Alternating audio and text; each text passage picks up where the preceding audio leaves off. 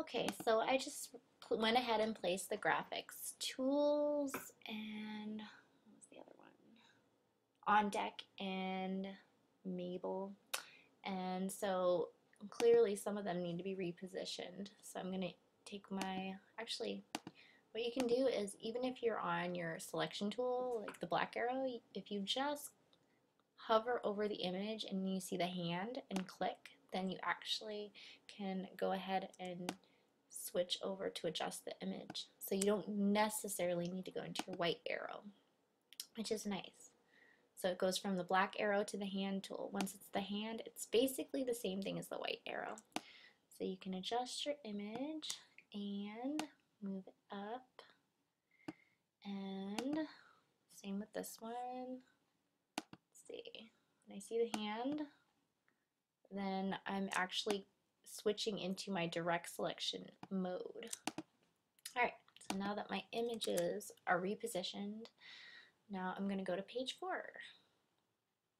Now what I'm doing is I'm actually just scrolling down to page 4, or you can double click in your pages panel on page 4 and it automatically fits it to page. So okay, now what I'm going to do is I'm going to lock all my layers except for page 4, make sure my page 4 layer is highlighted so that everything I do is going to be on the page 4 layer. And let's see, for page 4, let me see which guides we have. Okay, 1, 2, 3, 4, 5. We have got 5 horizontal guides to draw. So I'm going to drag out one. First one is 13P. Enter. Drag out the second one, which is 19P. Okay, save. Drag out the 21P guide. Oops, I keep typing when I'm not selected. That's really important. Make sure you go up to your Y coordinate and select. And what was I saying? 21P. Enter. Drag out another one. This one's going to be 51P. And drag out another one, and this one is going to be 59. 59P. Okay. Just want to save my file. I went Control S.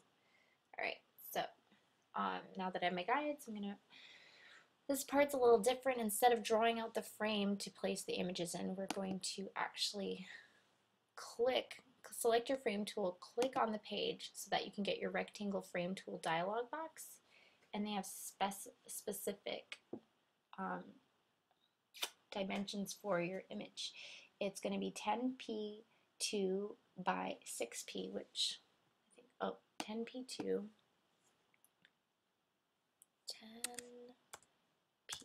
10p2 tab 6p. Okay, so then now I'm going to place it first before putting the image in. I'm going to position it out rather between in the column 1 and smack dab in the middle between the first guide that we drew and the second guide that we drew. Okay, and then once that's set, I'm going to hold down Alt, click on the frame and drag it over, and it makes a copy. If you have your smart guides on, which you should have on, then what happens is every time I do that, as soon as I get to the center of my column, a line appears. And so Smart Guides helps you position it exactly in the center of other objects or guides and frames, columns, etc. Now that they're centered, I can go ahead and place them.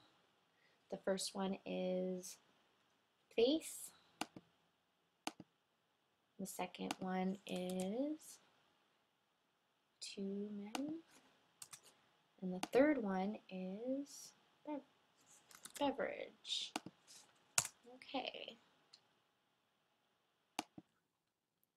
The last frame is across the 1, 2, 3 columns, and it's from the top, or the last 2 guides, between the last 2 guides, and you're going to